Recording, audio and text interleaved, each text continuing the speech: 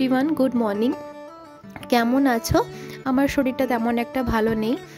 গলার ভয়েসটা শুনে বুঝতেই পারছো, গলাটা একটু বসা বসা, ঠান্ডা প্রচণ্ড পরিমাণে লেগেছে। তো এটা কালী পুজোর ব্লগ হচ্ছে, জানি অনেকটাই দেরি হয়ে গেছে, 1 মাস হতে চলো। তো ভিডিওটা অনেক কষ্ট করে করেছি, যখন ভাবলাম তোমাদের সাথে একটু শেয়ার করি। তো আমরা কালী পুজোর পরের দিন গেছিলাম কাকিনাড়ার পানপুরে, যেখানে কাকিনাড়ায় 2 নম্বরে নেমেই ওভারব্রিজ পার করলে, আশা করি অনেকেরাই জানেন, অনেকেরাই জানে না, তার জন্য আমি বলে দিচ্ছি। সেখান থেকে এক টোটোতে সোজা চলে গেলাম পানপুরে। পানপুরের এই তাজমহলটা করেছিল এত সুন্দর, জানি না আগ্রা তাজমহলে কোনোদিন যেতে পারবো কি পারবো না, কিন্তু এই প্যান্ডেলে বাসে করার তাজমহলটা দেখে সত্যি মনটা একদম মুগ্ধ হয়ে গেল। পুরো অরিজিনাল তাজমহলের মতোই লাগছিল, এত সুন্দর আর এত নিখুঁত কাজ করেছিল। সকালবেলার দিকটা ভিড়টা অনেকটাই কম ছিল বলে আমরা ধীরে সুস্থে ঠাকুরগুলোও দেখতে পেরেছি, আর প্যান্ডেলের সামনে দাঁড়িয়ে অনেকগুলো ছবিও তুলতে পেরেছি। এখন তো ট্রেন্ডিং ব্যাপার হয়ে গেছে, আমরা কোথায় যাই না কেন ফটোটা তোলাটাই মাস্ট আগে হয়ে গেছে। তো যেমন প্যান্ডেল করেছিল তেমনি মায়ের মূর্তিটা অপূর্ব সুন্দর করেছিল। থিমটা করেছিল মায়ের, শ্যামা মাকে করেনি, করেছিল কৃষ্ণ কালী, যেই কৃষ্ণ সেই কালী। তো যা দেখো মা কালীর হাতে কিন্তু একটা বাঁশি আছে, ওই যে কৃষ্ণ কালী বলে। আমরা ওখান থেকে ঠাকুর দেখে এবার টোটো ধরে চলে যাব কাকিনাড়া স্টেশনে ট্রেন ধরার জন্য, কেন কি ওখান থেকে আমরা নৈহাটিও যাব। রাতের বেলার দিকে হয়তো দেখতে আরও ভালো লাগতো, কিন্তু লাইটের আলোর থেকে প্রকৃতি আলোটা দেখতে আর সূর্যের আলোটা দেখতে বেশি ভালো লাগে। এই যে নৈহাটিতে তো কালী পুজো, কিছু বলার নেই, সবাই জানো, আর নতুন করে কিছু বললাম না। আমরা লাইন টপকে টপকে এসেছিলাম, কেন ওভারব্রিজে যা ভিড় ছিল মনে হচ্ছিল ওভারব্রিজটা এক্ষুনি ভেঙে পড়বে। আর ওভারব্রিজে গেলে না আমরা সত্যি যেতেও পারতাম না, মানে এতটা ভিড় ছিল। রেল লাইন টপকেও সেই একই অবস্থা, বিশাল ভিড় ছিল। আমি, দাদা, বৌদি আর পুচু গেছিল। পুচু আগের বছর নিয়ে যাওয়া হয়নি, অনেকটাই ছোট ছিল, এবার একটু বড় হয়েছে বলে ওকে নিয়ে যাওয়া হয়েছে। অনেক কষ্ট করে অরবিন্দ রোডে আমরা পা দিলাম। আমার না এত ঠান্ডা লেগেছে যে আমার কথা বলতে প্রচণ্ড পরিমাণে কষ্ট হচ্ছে, মানে থেমে থেমে একটু ভয়েস ওভার দিচ্ছি। এবার কিন্তু আমরা নৈহাটিতে প্রচুর ঠাকুর দেখেছিলাম, এপার ওপার সব জায়গাতেই অনেক ঠাকুর দেখে ফেলেছিলাম, আর তো পায়ে দিচ্ছিল না আর মাজাতেও দিচ্ছিল না। আর নৈহাটির প্রতিটা প্যান্ডেল এত সুন্দর হয় যে কাকে ভালো কাকে খারাপ বলবো সেটা সত্যি বুঝতে পারি না। তো আমরা এই সাইডে ওই সাইডে ঠাকুর দেখার পরে এবার অরবিন্দ রোড ধরে সোজা চলে গেলাম, যার টানে টানে নৈহাটি আসে সবাই, বড় মায়ের টানে, সেই বড় মাকে দেখার জন্য এবার আমরা প্রস্তুতি নিলাম। এইটা বড় মায়ের আগেরটা পরে, সামনেই কিন্তু বড় মায়ের মূর্তি। বড় মায়ের ওখানটা তো বিশাল ভিড় হয়েছিল, আর এইগুলোতে মোটামুটি যাও একটু ফাঁকা ছিল, তেমন একটা ভিড় ছিল না। অ্যাকচুয়ালি নৈহাটিতে বড় মায়ের জন্য সবাই আসে। এই যে বড় মায়ের এখানে আমরা জ্যামে আটকে গেছিলাম, বলতে জ্যামই বললাম ওইকে, কেন কি বড় মায়ের ভোগ যাচ্ছিল, তার জন্য সবাইকে আটকে রাখা হয়েছিল যে এখন এই মুহূর্তে যাওয়া যাবে না।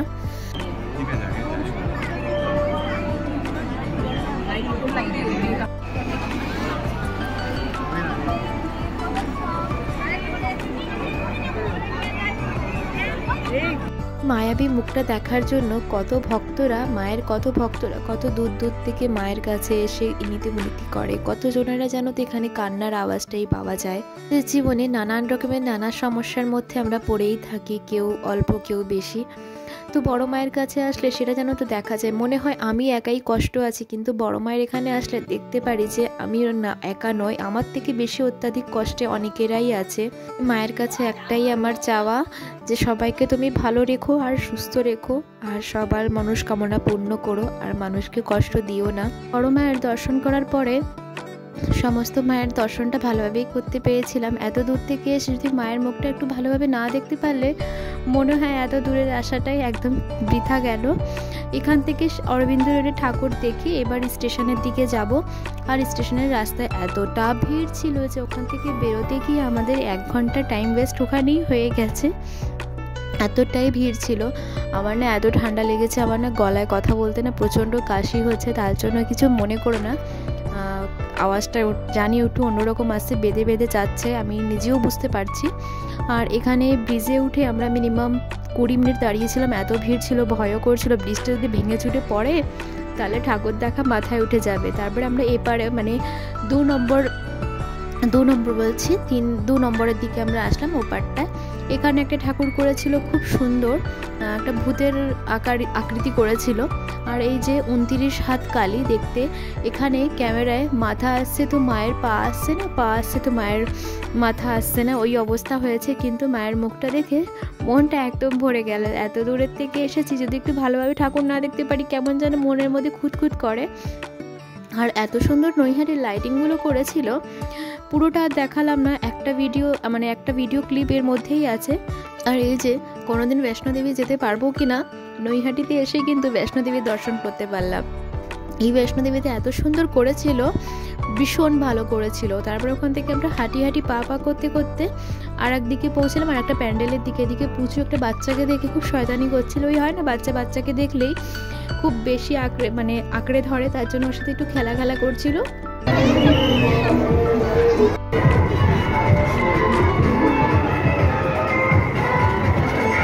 প্যান্ডেলের ওখান থেকে বেরিয়ে দেখলাম এই কুকুরগুলো কি সুন্দর লাগছে, মাথা নড়াচ্ছে। পুজোর জন্য একটা নিলাম। আর এখান থেকে একটা বড় মায়ের শিব ঠাকুরের নাইট ল্যাম্প কিনলাম, খুব সুন্দর লাগছিল। 30 টাকা না 40 টাকা করে নিয়েছিল। আপনাদের অসুবিধা হতে দেবে না আমাদের প্রিয় দাদা। প্যান্ডেলটা করেছিল পুরো কাচের, এত সুন্দর করেছিল। এটা কোন দিকে ঠিক জানি না, রাতের বেলার দিকে অতটা ঠিক বুঝতে পারছিলাম না নৈহাটি কোথায় ঘুরছি, কিন্তু মায়ের মুখটা খুব সুন্দর করেছিল। নৈহাটির অলিগুলিগুলো এমনি সময় ফাঁকা অন্ধকার থাকে, কিন্তু এই সময়টা এত সুন্দর লাগছিল। আর এই প্যান্ডেলটা আমার নৈহাটির মধ্যে প্যান্ডেলের কথা বলছি, এত সুন্দর লেগেছে। এখানের ভয়েস ওভারটা দিলাম না, পুরোটা দেখো, তোমাদের ভীষণ ভীষণ ভালো লাগবে।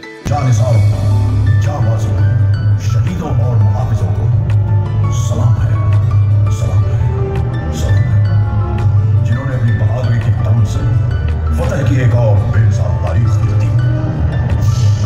गवाह है आज भी कारगिल की वो बुलंद चोटियां, जिनको तुमने अपने लहू से सींच कर तिरंगे की आन बान और शान को रोशन कर दिया।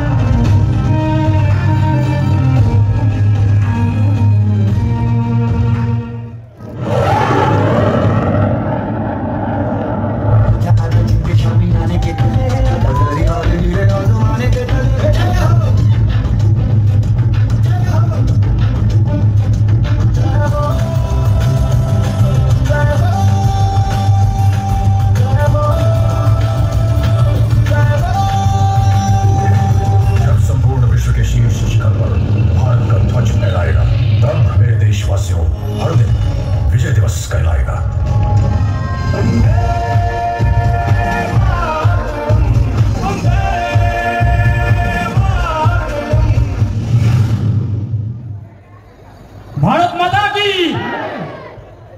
যদি অভিযাত্রী ক্লাবের এই ভাবনা ভালো লাগে থাকে তাহলে একটু সবাই মিলে চলে হাত। ইন্ডিয়া গেটের প্যান্ডেলটা করেছিল এর ভেতরে, পুরোটা পর্দাতে কি বলে যাকে আমার ঠিক জানা নেই, এত সুন্দর করেছিল। এখানে মায়ের মূর্তি, বাবার মুখ, এত ভীষণ ভালো লাগছিল, মনে হচ্ছে আমরা কোনো 3D জগতে চলে এসেছি। ওগুলো ঠাকুর দেখার পরেই একটু স্ট্রিট ফুড খেলাম, চাউমিন খেলাম। তারপরে আমরা ওখান থেকে চলে গেছিলাম একটা ক্যাফেতে। ক্যাফেটার নাম ছিল চা ঘোর। আমার তো বেশ নামটা খুব ইউনিক আর খুব ভীষণ ভালো লাগলো। আর ক্যাফেটাও ভীষণ ভালো ছিল। আর প্রতিটা খাবারগুলো ভীষণ টেস্টি ছিল। অনেকটা রাত হয়ে গেছিলো, তার জন্য আমরা বেশি কিছু নিলাম না। জাস্ট আমি একটা কোল্ড কফি উইথ আইসক্রিম নিয়েছিলাম, আর দাদা একটা নর্মাল ক্রিম কফি নিয়েছিল। আর বেশি কিছু খেলাম না, পিৎজা টিৎজা কেন খেতে ইচ্ছা করছে না কেন, একটু আগেই 1 প্লেট চাও খাওয়া হলো। এবার সমস্ত ঠাকুর দেখা হয়ে গেছে, এখন ঘড়িতে বাজে 10:30। আমরা নৈহাটিতে থেকে কল্যাণী সীমান্ত ধরে কাঁচরাপাড়ায় আসলাম। কাঁচরাপাড়া থেকে এবার বাড়ি। আজকের ব্লগ এই পর্যন্তই, নতুন একটি ব্লগ নিয়ে আবার দেখা হবে, টাটা।